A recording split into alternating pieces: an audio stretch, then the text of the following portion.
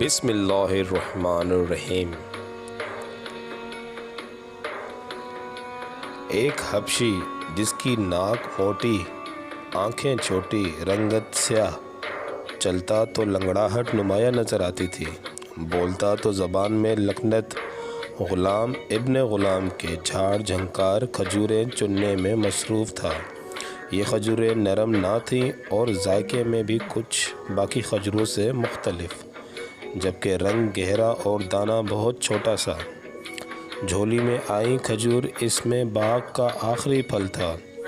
وہ شہر میں انہیں فروخت کرنے کا ارادہ رکھتا تھا، مگر کوئی ان کھجوروں کا طلبگار نہ تھا۔ اسی اثنا میں ایک آواز آئی، اے بلال، یہ کھجور تو تجھ جیسی کالی اور خشک ہے۔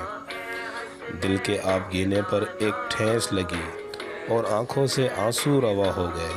سیدنا بلال کھجوریں جھولی میں ہی سمیٹ کر بیٹھ گئے۔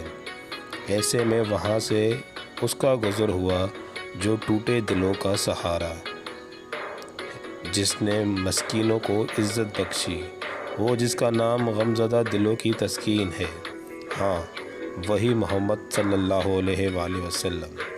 آپ نے بلال رضی اللہ عنہ سے رونے کا سبب پوچھا تو سیدنا بلال نے جھولی کھول کر سب ماجرا سنایا۔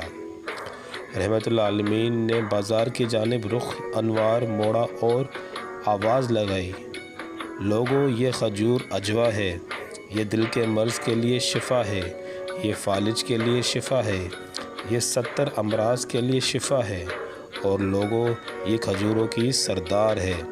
پھر یہ کہہ کر بس نہیں کیا، فرمایا جو اسے کھا لے اسے جادو سے امان ہے۔ منظر بدل گیا۔ وہ بلال رضی اللہ عنہ جس کے پاس چند لمحے پہلے تک جھاڑ جھنکار تھا، اب رحمت العالمین نبی آخر الزمان رسول اللہ خدا صلی اللہ علیہ وسلم نے اسے غنی کر دیا۔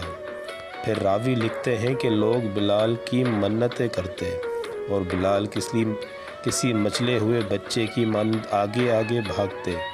تاریخ گواہ ہے کہ وہ جسے کبھی دنیا جھاڑ جھنکار سمجھ رہی تھی، بلال رضی اللہ عنہ کی جھولی میں آ کر مصطفیٰ کریم صلی اللہ علیہ وآلہ وسلم کی زبان مبارکہ کا صدقہ ہے، آج بھی کھجوروں کی سردار ہے۔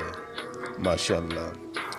ویڈیو اچھی لگی ہو تو اس کو لائک، سبسکرائب، شیئر لازمی کر دیجیے گا۔